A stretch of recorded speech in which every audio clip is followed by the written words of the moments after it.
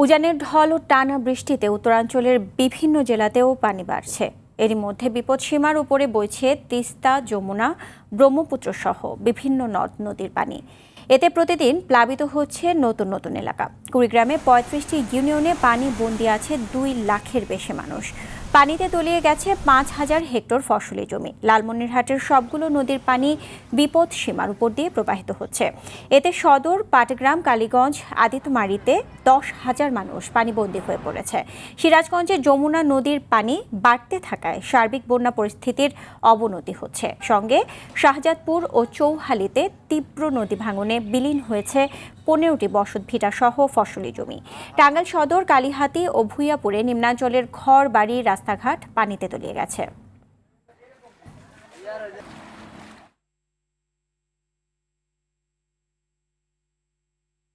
দর্শক, টাঙ্গাইলের বন্যা পরিস্থিতির খবর জানাতে সরাসরি যোগ দিচ্ছেন সহকর্মী কামাল হোসেন। কামাল, টাঙ্গাইলের নতুন নতুন এলাকা প্লাবিত হওয়ার পাশাপাশি নদী ভাঙনও দেখা দিয়েছে। তো দুর্গতদের সহায়তায় কি উদ্যোগ দেখছেন সেখানে?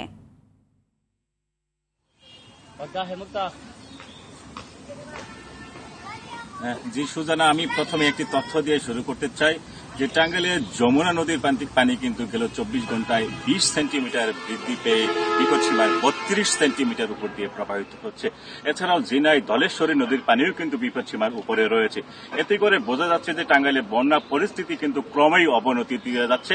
টাঙ্গাইলের ৬টি উপজেলা কিন্তু বন্যা কবলিত হয়ে পড়েছে। এর মধ্যে ১৮টি ইউনিয়নের ১১৫টি গ্রাম রয়েছে, যে গ্রামগুলোতে কিন্তু বন্যার পানি প্রবেশ করেছে এবং এই বন্যার পানি প্রবেশের ফলে কিন্তু প্রায় ৫০,০০০ মানুষ কিন্তু ইতিমধ্যে পানিবন্দী হয়ে পড়েছে। আমি বেশ কিছু এলাকা ঘুরে দেখেছি যে বানবাসী মানুষের কিন্তু দুর্ভোগ দেখা দিয়েছে।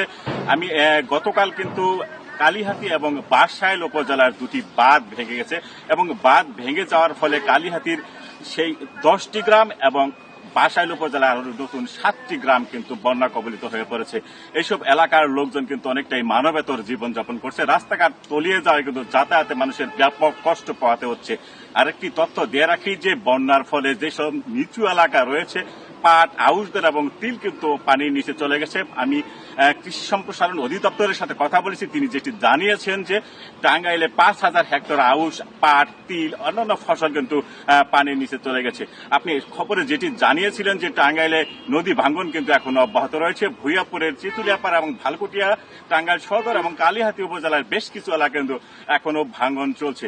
তবে পানি বৃদ্ধি যেভাবে পানি বৃদ্ধি অব্যাহত রয়েছে, এভাবে পানি বৃদ্ধি অব্যাহত থাকলে কিন্তু নতুন নতুন এলাকা প্রতিনিয়তই প্লাবিত হচ্ছে এবং আরো বন্যা দুর্গতদের দুর্ভোগ কিন্তু অনেকটাই বেড়ে যাবে। সুজানা, ধন্যবাদ আপনাকে। এতক্ষণ টাঙ্গাইল থেকে জানাচ্ছিলেন কামাল হোসেন।